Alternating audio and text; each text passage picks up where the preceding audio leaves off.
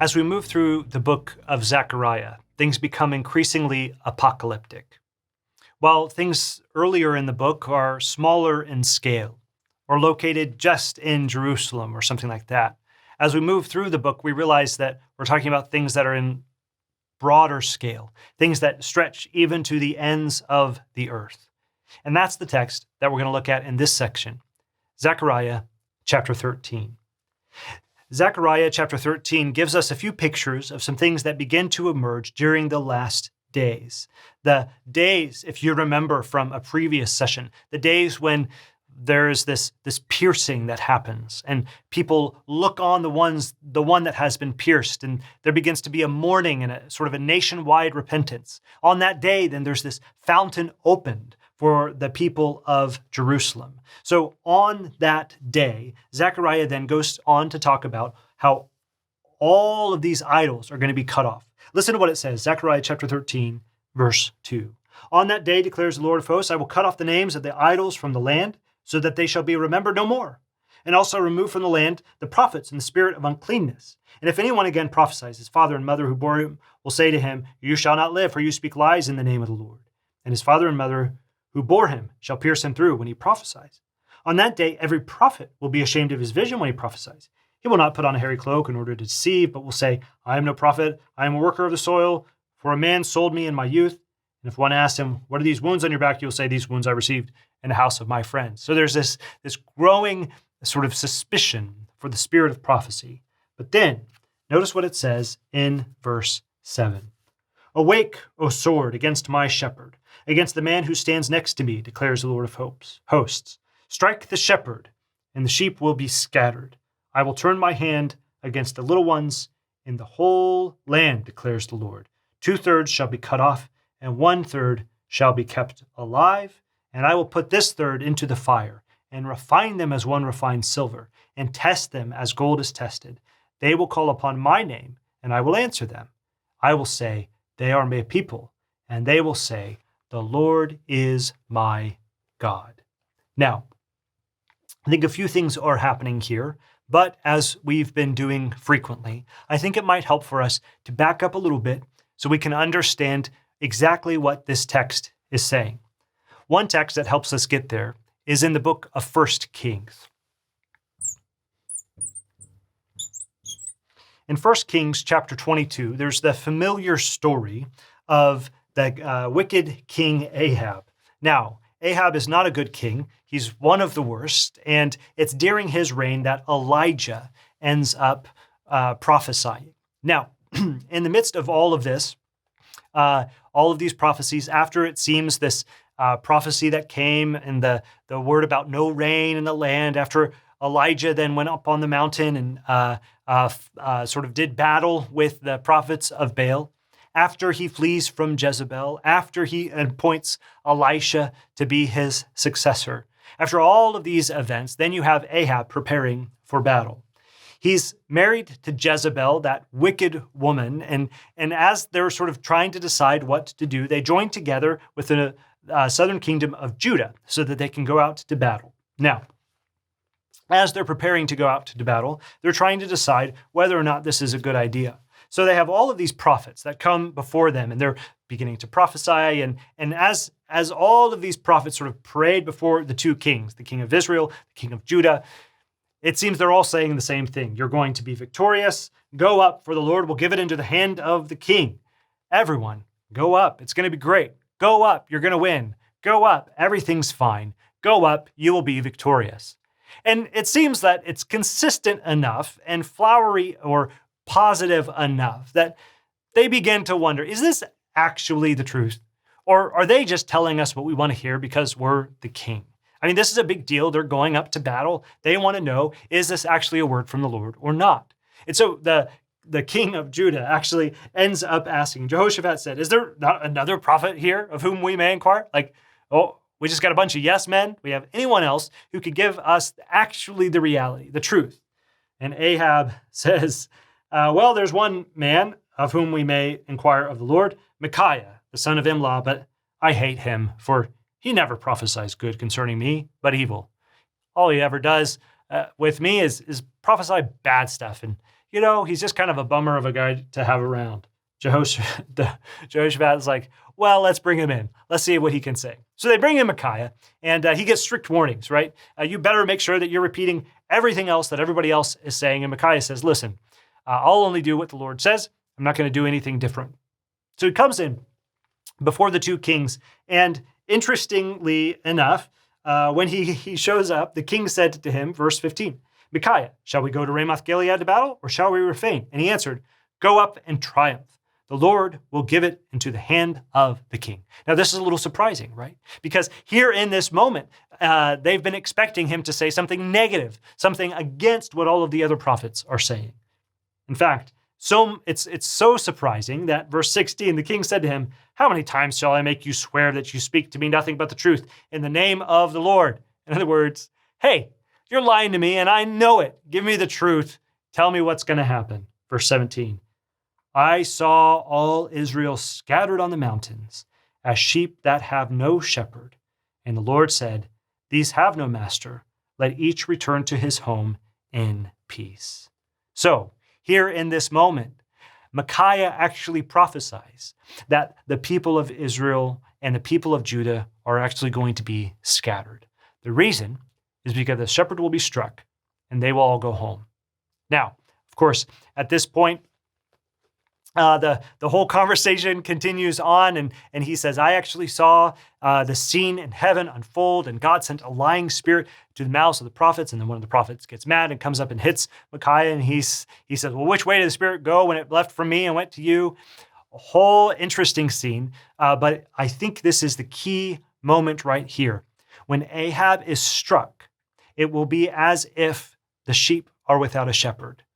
When Jehoshaphat is destroyed, it will be like the people are without a shepherd. In other words, these individuals are the leaders of Israel. And specifically speaking of Ahab, when Ahab is pierced by a wound, which will happen within just a few short verses, he actually will end up dying from the wound he receives in this very battle.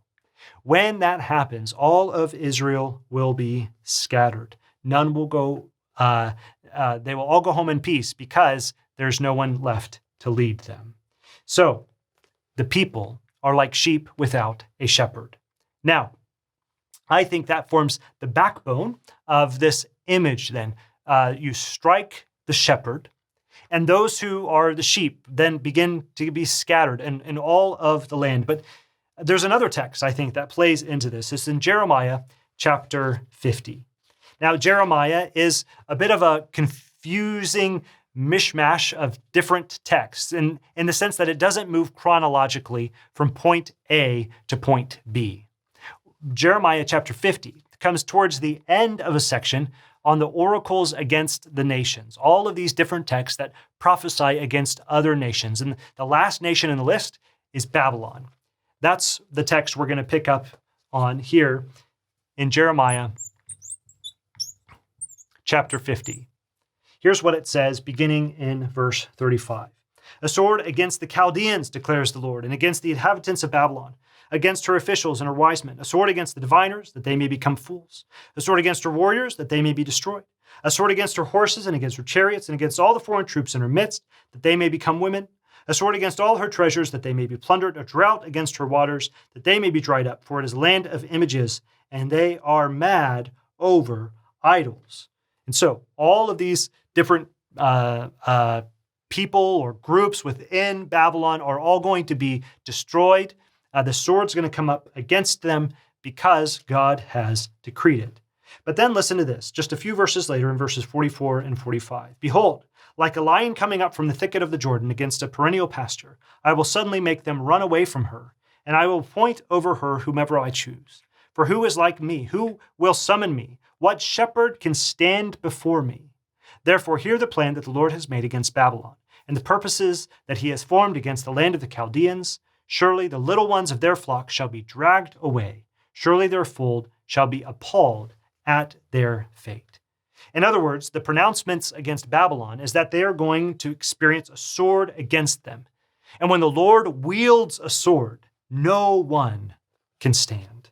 And so it will be like when a lion takes away some of the little ones of the flock. The lion will come and the flock will be scattered. It will be absolutely scattered. Yahweh's purposes will stand, and there is no way, it seems, for the Babylonians to be to survive through the midst of an attack like that. In much the same way, then, I think Zechariah is utilizing some of these prophecies from Jeremiah to form and shape his own.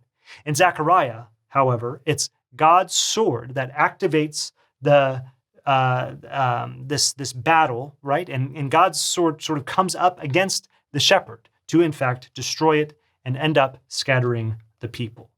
So, moving then back to Zechariah chapter 13. What seems to happen is that the sword is awakened. The sword is alive. And this sword in Zechariah then is ready to do something. This perhaps is the good shepherd from back in Zechariah chapter 11. If you remember, Zechariah himself ends up serving as a shepherd, and he actually is pretty good, although the people don't see the value in him.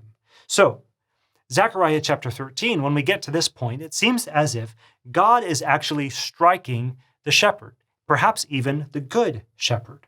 Well, why would God do that? It seems that this striking is some sort of punishment, but the punishment is undeserved. Why would God strike the good shepherd? Perhaps the good shepherd is struck because a shepherd needed to be struck. In other words, there was judgment or vengeance that had to come, and it had to come on the bad shepherds. However, God chooses in this moment to allow the good shepherd to take the strike for the bad ones. And so, when this strike happens in Zechariah chapter 13, the sheep are absolutely scattered, just like 1 Kings 22, just like Jeremiah chapter 50. The sheep are scattered all through the land. In fact, 2/3 of the sheep are going to be cut off, and only 1/3 will survive. But for those who survive, they will really call on the name of the Lord, it seems. In fact, they'll be tested in the fire, and they will end up as refined gold. And they will call, that righteous remnant will then call on God's name. They'll call on the Lord, and the Lord will answer them. Notice then the sequence of events. God strikes the shepherd. The sheep are scattered, but then the sheep are tested, and God proves faithful in the midst of it all. Let me say that again. God strikes the shepherd, and then the sheep are scattered, but the sheep are tested, and God proves faithful in the midst of it all. In other words, it's a clear sequence of events that seems to result in a stronger, more permanent relationship, more intimate relationship between God and his people. Perhaps then it's not all that surprising that Jesus chooses, of all texts, Jesus chooses this text to say to his disciples as some of his final words to them. Matthew chapter 26. Here, Jesus is the night before his death. He is already finished with the Passover meal with his disciples. And in Matthew chapter 26, he's headed out to pray in the Garden of Gethsemane. He says in Matthew 36, starting in verse 31, Jesus said to them, "You will all fall away because of me this night. For it is written, I will strike the shepherd, and the sheep of the flock will be scattered. But after I am raised up, I will go before you to Galilee." And Peter answered him, "Though they all fall away because of you, I will never fall away." And Jesus said to him, "Truly I tell you, this very night before the rooster crows, you will deny me 3 times. Peter said to him, "Even if I must die with you, I will not deny you." And all the disciples said the same. You know, he goes on and he says to his disciples in verse 36, sit here while I go over there and pray. And then a few verses later, even though he has a few side conversations, it seems, with the inner 3, it seems just a few verses later, he says, "Rise, let us be going. My betrayer is at hand." Besides that, these are some of the last words of Jesus to his disciples. I mean, if you think about it, his sort of last instructions given to them as a group involve this quotation from Zechariah. Why would Jesus be using this text? I think what's happening is he understands that his death is very near. But I also think he's interpreting Zechariah 13 in light of his vocation and in light of his ministry. He believes, I think, that God is about ready to strike him. He understands that this blow is about to come from the Lord.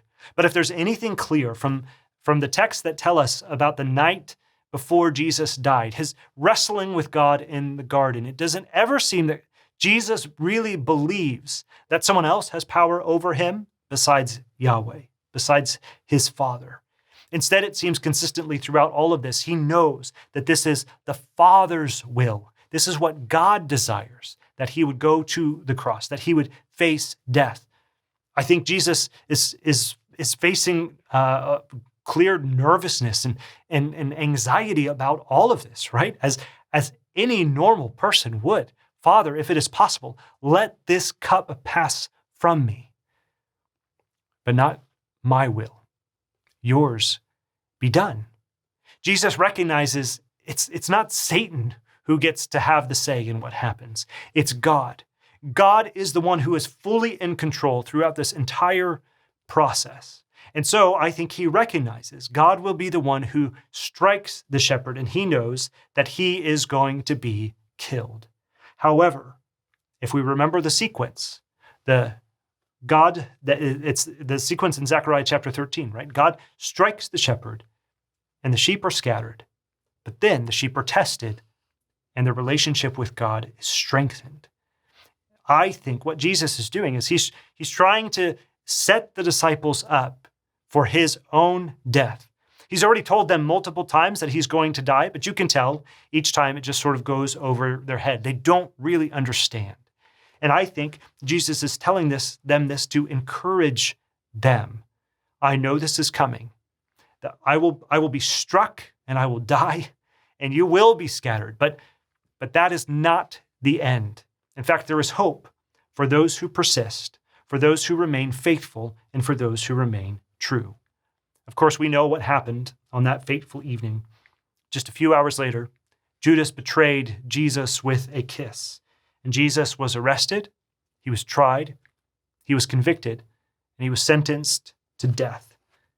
Everyone fled the scene just like Jesus said they would, and Peter, his closest friend, it seems, betrayed him. He denied him 3 times. And at his death, it's possible that John the Apostle was the only one left. He was the only one brave enough to watch. I will strike the shepherd, and the sheep will be scattered. It doesn't sound like encouragement. It sounds devastating. It sounds hopeless. And it sounds devastatingly sad for Jesus, just as he's about to be betrayed by one of his own disciples, betrayed by Judas. But I wonder if Jesus is not just thinking about this text, but he's thinking about the hearts, about the faith of the disciples who he leaves behind. I wonder if this is a message to his disciples that even in the midst of the pain, even in the midst of the confusion, you cling to me. Zechariah chapter 13, this section ends with a great encouragement, I think, for the people of Israel. If they will turn back to God, if they will seek God, if they will refuse to allow themselves to be scattered and never to return, then I will say, God promises in verse 9, they are my people, and they will say, the Lord is my God. It's a difficult time when the shepherd is struck, but it's a hopeful time because the sheep can continue on. And when they come back, when God restores them, he will have a relationship with them once again, perhaps a relationship unlike any other. And so, Zechariah chapter 13, I think, helps us understand the story of Jesus. It's not just one picture, but a series of pictures drawn together, just like Zechariah has done so many times before, yet he does again. It's all a mosaic, pointing to the good work of Jesus, our Messiah.